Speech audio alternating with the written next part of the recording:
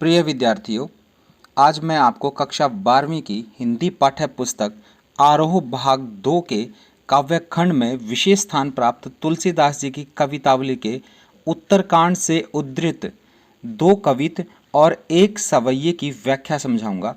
लेकिन उससे पहले यदि आपने अभी तक इस चैनल को सब्सक्राइब नहीं किया है तो जल्द से जल्द इसे सब्सक्राइब और लाइक कर दीजिए ताकि आपको समय समय पर विषय संबंधी नवीन जानकारी उपलब्ध होती रहे। हिंदी साहित्य में भक्ति काल के प्रमुख कवि गोस्वामी तुलसीदास जी को हिंदी साहित्य का सूर्य कहा जाता है। इनका जन्म सन 1532 में उत्तर प्रदेश में बांदा जिले के राजापुर गांव में हुआ था। कुछ विद्वान इनका जन्म सौरव जिला एटा में भी मानते हैं। इनका बचपन अनेक कष्टों में बीता है।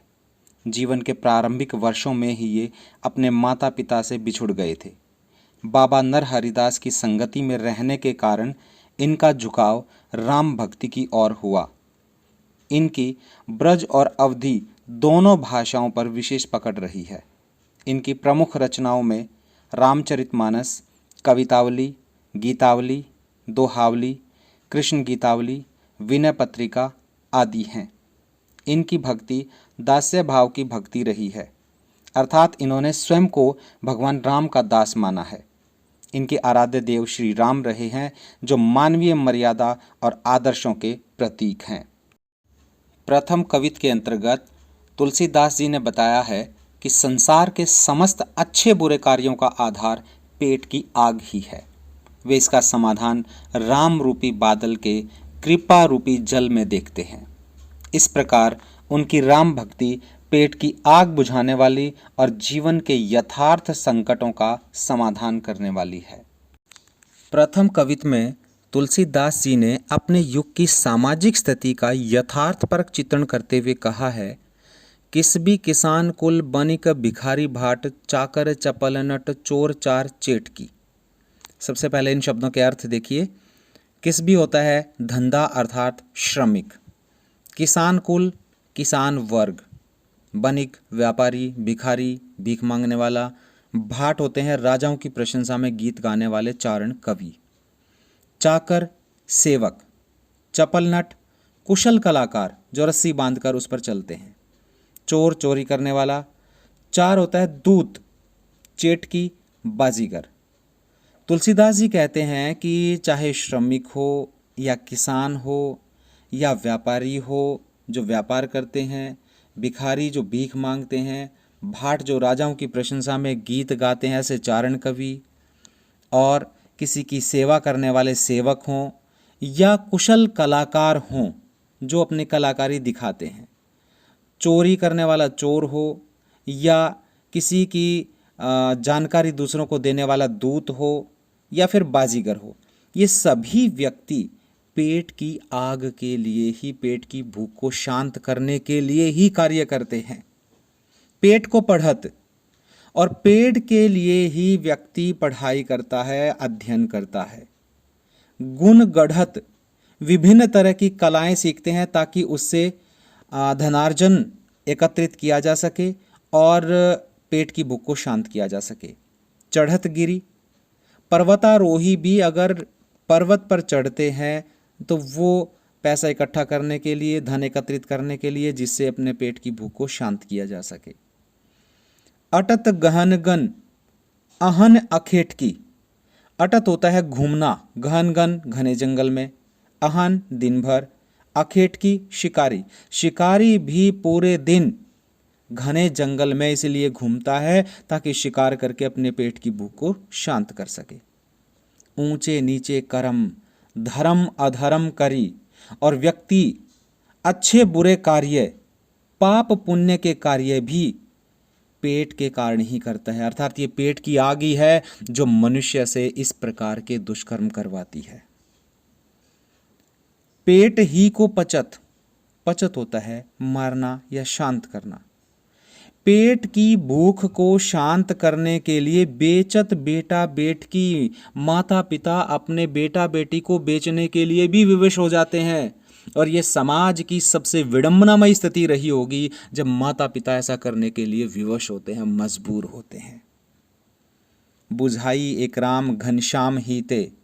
तुलसीदास जी कहते हैं एक भगवान राम रूपी बादल ही हैं जो अपने प्रेम की या कृपा की वर्षा करके इस पेट की भूख को शांत कर सकते हैं।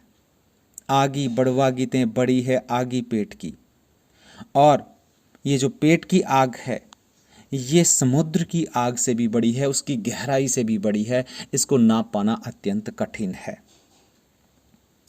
इस कवित्त के अंतर्गत अगर विशेषताओं की बात की जाए तो इसमें कवि ने अपने युग की सामाजिक स्थिति का यथार्थपरक चित्रण किया है, और जहाँ तक शैली पक्ष की बात है उसमें ब्रज भाषा का सुंदर प्रयोग देखने को मिलता है। कवित्त छंद में प्रस्तुतिकरण किया गया है, करुण रस का सुंदर परिपाक हुआ है, और दास्य भाव की भक्ति परिलक्षित होती है, अभिधा शब्द शक्ति है। इस छंद की लगभग प्रत्येक पंक्ति में अनुप्रास अलंकार की छटा देखते ही बनती है, और राम घनश्याम में रूपक अलंकार का बहुत सुंदर प्रयोग किया गया है। दूसरे छंद में प्रकृति और शासन की विषमता से उपजी बेकारी व गरीबी की पीड़ा का यथार्थपरक चित्रण करते हुए उसे रावण से उपमा देते हुए तुलसीदास जी कहते हैं, खेती न किसान को भिखारी को न भीख बली। खेती न किसान को, चारों तरफ ऐसा वातावरण बन गया है, ऐसा अकाल पड़ गया है कि किसान के लिए खेती के साधन उपलब्ध नहीं है, भिखारी को भीख नहीं मिल पा रही है, बलि और किसी को दान में कोई वस्तु नहीं मिल पाती है। बलि होता है दान।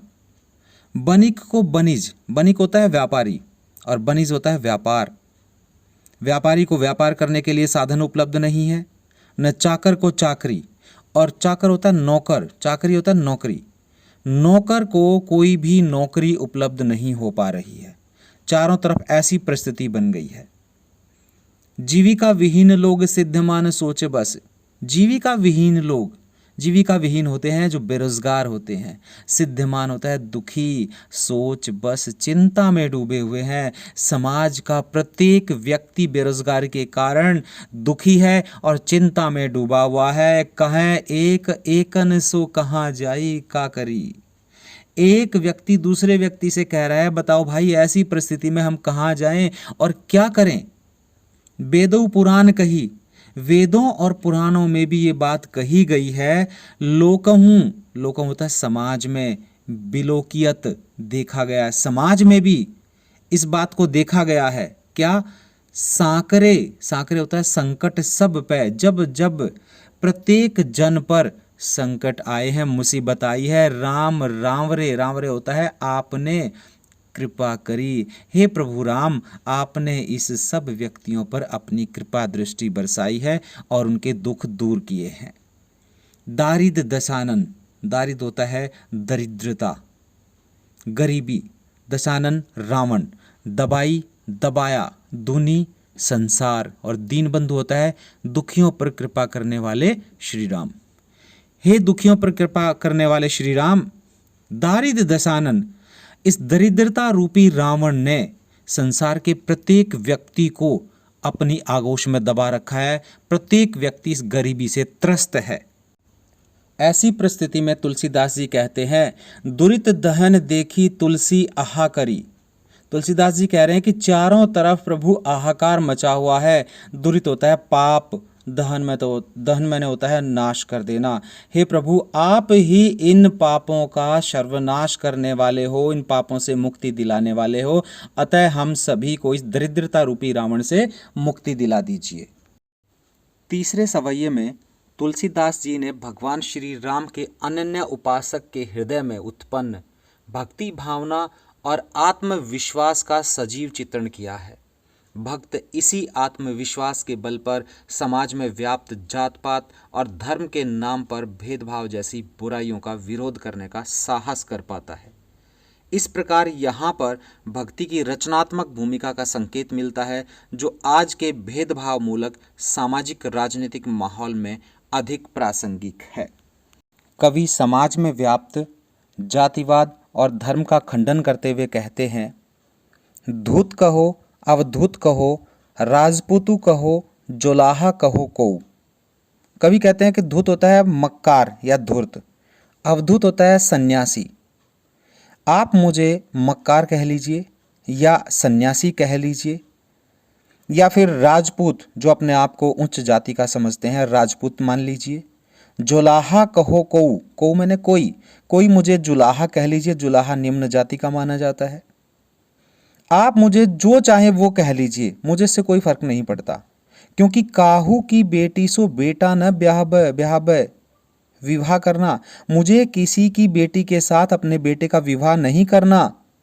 काहू की जाति बिगाड़ न सोऊं, बिगाड़ मैंने बिगाड़ना, मुझे किसी की जाति बिगाड़नी नहीं है। अर्थात मैं कोई ऐसा काम नहीं करना चाहता जिससे किसी की जाति और धर्म पर आघात पहुंचे। आपको मुझे जो कहना है वो कह लीजिए। तुलसी सरनाम गुलामू है राम को। तुलसीदास जी कहते हैं सरनाम होता है प्रसिद्ध, गुलामू दास। कि तुलसीदास जी कह रहे हैं कि मैं तो भगवान श्री राम का प्रसिद्ध दास हूं। राम को, भगवान श्री राम का। जाको रुचे सो कहे कछु ओ। जाको मैंने जिसे, रुचे सो अच्छा लगे, जिसको जो अच्छा लगता है वह मेरे बारे में कह सकता है, मुझे कोई फर्क नहीं पड़ेगा। मांगी के खैबो मसीद को सोईबो। मांगी के खैबो मैंने खा सकता हूं, मैं मांग के खा सकता हूं, मस्जिद में सो सकता हूं। लैबे को एको न दैबे को दो, मुझे किसी से कुछ लेना देना भी नहीं है। अर्थात ना तो मेरे पास किसी को कुछ देने के लिए है और ना किसी से कुछ लेने की इच्छा है।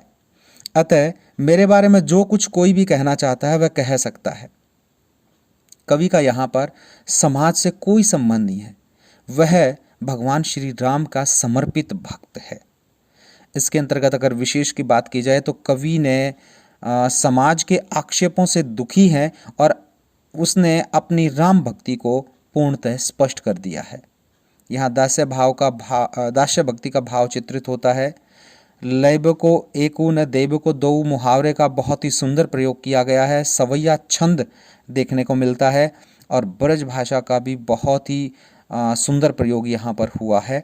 मस्जिद में सोने की बात करके कवि ने उदारता और समरसता का परिचय दिया है। इसके साथ साथ पूरे सवैये के अंतर्गत अनुप्रास अलंकार का प्रयोग भी देखने को मिलता है।